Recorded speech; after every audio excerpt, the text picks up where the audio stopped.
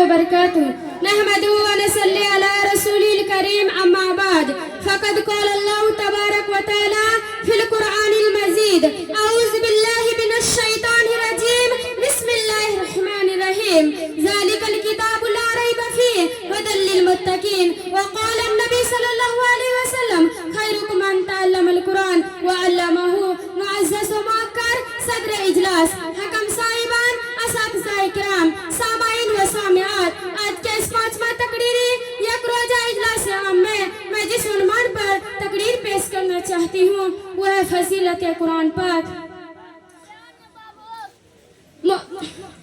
الہی ران کے اسلام کا سامان پیدا کرے الہی ران کے اسلام کا سامان پیدا کرے دلوں میں مومنوں کے الفت قرآن پیدا کر دنیا کی سب سے پاکیزہ اور مقدس کتاب قرآن پاک ہے ہمیں چڑھتے سورج کی طرح یقین ہے کہ اس کا ایک ایک حرف سچا اور صادق ہے وہ قرآن پاک جس کا زبان مقدس و بیان مقدس جس کا فصاحت و بلاغت کا ٹھاٹ مارتا سمندر ہے جس کے متعلق ارشاد ربانی ہے قرآن وہ کتاب ہے جس کے صادق اور برحق ہونے میں کوئی شک و شبہ نہیں ہے اور جس کے بارے میں محسن انسانیت حضور پاک صلی اللہ علیہ وسلم نے یہ ارشاد فرمایا کہ تم میں سے بہتر وہ شخص ہے جو قرآن کو سیکھے اور سکھلائے دعا کیجئے کہ خداوند قدوس ہم سب کو قرآن پاک کی دولت سے مالا مال کرے آمین دوستو قرآن پاک رب جلال کی طرف سے عطا کردہ وہ حسین تحفہ ہے جس نے 23 برس کی قلیل مدت میں پورے عالم میں انقلاب برپا کر دیا کہ برے سے برے فصاح و بلغا ادبا و سورا حیران و سستے رہ گئے جن کی آیتوں کو سن کر پتھر دل موم ہو گئے دوستو یہی وہ قرآن ہے جو رہتی دنیا تک کے انسانوں کے لیے صرف ہدایت و رحمت ہے یہی وہ قرآن ہے جس نے رسول پاک صلی اللہ علیہ وسلم کی رسالت پر اعزاز بخشا یہی وہ قرآن ہے جس نے مصر مردہ قلوب کو تعظیم بخشی ہاں یہی وہ قرآن ہے جس کی برکت سے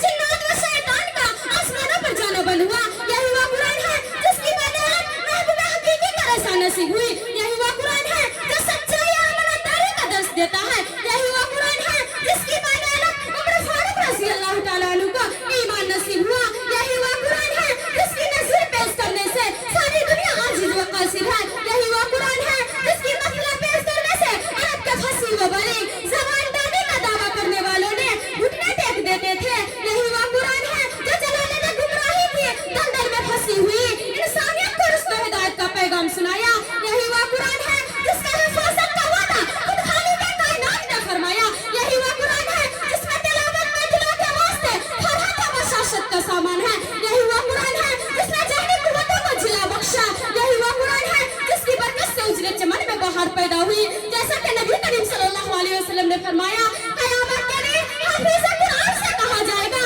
قرآن پڑھتا جا اب جنت کے دروازوں پر چڑھتا جا اب ٹھہر ٹھہر کر پڑھ ویسا کہ تو دنیا میں ٹھہر ٹھہر کر پڑھتا تھا بس تیرا آخری مقام اور ٹھکانا وہی ہوگا جہاں آخری آیت تک پہنچو گے دوستو یاد رکھا یہ قرآن پاک دنیا کی سب سے بڑی نعمت ہے یہ زمین آسمان چاند و سورج ستارے کوئی اس نعمت کا مقابلہ نہیں کر سکتا یہ قرآن پاک رب کائنات کا مقدس اور عظیم کلام ہے اور کیوں نہ ہو جب دست سے اتارنا وہ بھی امین جس کے ذریعے اتارا گیا وہ بھی امین جس ذات پر نازل ہوا وہ بھی امین اور جس مقام پہ نازل ہوا وہ بھی امین اور جس مہینے میں نازل ہوا وہ 1000 مہینوں سے افضل اور جس رات میں نازل ہوا وہ 1000 راتوں سے بہتر جیسا کہ نبی کریم صلی اللہ علیہ وسلم نے فرمایا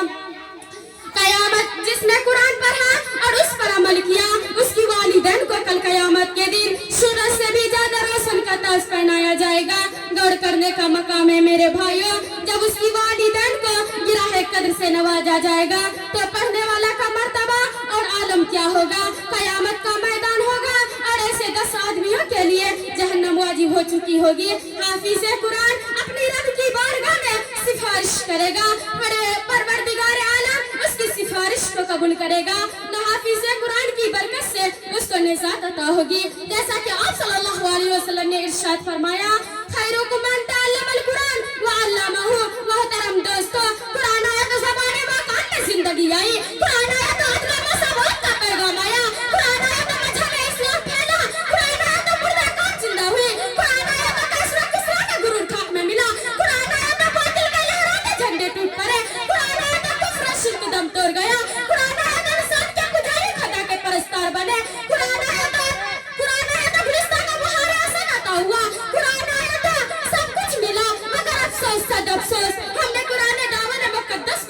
कर दिया है। कुरान आया तो तौहीद मिली, ईमान मिला, कुरान आया तो गुलिस्ता को बहारे हसन अता हुआ। हाँ मुझे कह लेने दीजिए, कुरान आया तो रोशनी आई, कुरान आया तो तारीखी कफूर हुई, कुरान आया तो अपना उम्मत में सलामती आई, कुरान आया तो शराफत और इज्जत मिली, कुरान आया तो ज़लालत गुमराही की वादियों में भटकते हुए इंसानों को दर्द व गम मिला। दोस्तों कुरान आया तो सब कुछ मिला, मगर अफसोस सद अफसोस हमने कुरान दामन मुकद्दस को तर्क कर दिया है, हमने उसकी पाकीज़ा तालीमात को भुला दिया है। नतीजा ये हुआ कि वो मुस्लिम कौम जिसके सर पर इज्जत व रफ़त का ताज था, आज ज़िल्लत गुमराही की घर में जा गिरी है। वो कौम जिसकी कामयाबी उसके आगे बढ़कर इस्तकबाल करती थी, आज नाकामयाबी उसका मुकद्दर बन गया है। वो मुस्लिम कौम जिसके एक आवाज़ में अफ्रीका के रहने वाले जंगल में खूंखार दरिंदों ने मैदान खाली कर देता था, आज एक चींटी भी इस हुकूमत को मानने को तैयार नहीं। वो कौम जिसने कभी हुकूमत व सल्तनत का फरीज़ा अंजाम देता था, आज गुलामाना जिंदगी बसर कर रही है। वो कौम जिस पर कभी तारीख नाज़ा थी, आज मातम गुनाह है। वो कौम जिसकी माज़ी रोशन और ताबनाक थी, आज वो मुस्तकबिल उसका तारीख है। अब आज़ाद है ज़माने में मुसलमान होकर, अब आज़ाद है ज़माने में मुसलमान होकर, और हम खार हुए तारीख कुरान होकर। दोस्तों जिगर पर हाथ रखिए और सुनिए, खालिद बिन वलीद फरमाते हैं, तू वाइस बनकर आया है या कमांडर बनकर आया है, तुम्हें शर्म नहीं आती, अपने बुज़दिलों को वाइस के पर्दे में छुपाता है। इस्लामी मजाहिद की इस ललकार को सुनकर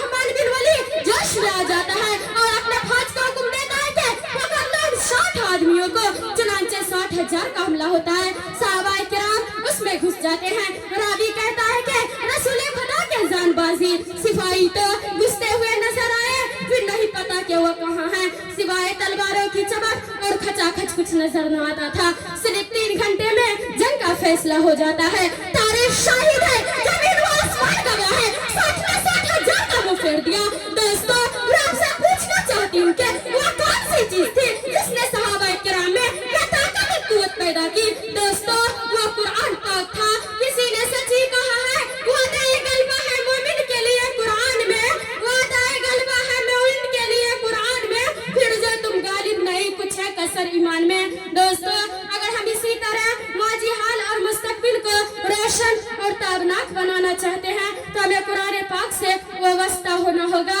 उन्हें सीने से लगाना होगा। अगर हम चाहते हैं कि दुनिया के साथ साथ हमारी आखिरत भी सवर जाए तो उसकी तालीमात पर अमल करना होगा। खुदा न खास्ता आज हमने अपने बच्चों को 2 पैसे के लालच में दीन से दूर रखा तो याद रखना खुदा के यहाँ जवाब देना होगा। इसी पे मैं अपनी तकरीर को खत्म करती हूँ। अल्लाह रब्बुल आलमीन से दुआ करूँ कि अल्लाह रब्बुल आलमीन हम तमाम मुसलमानों को कुरान सीखने और सिखाने और उस पर अमल करने की तौफीक नसीब अता फरमा। आमीन।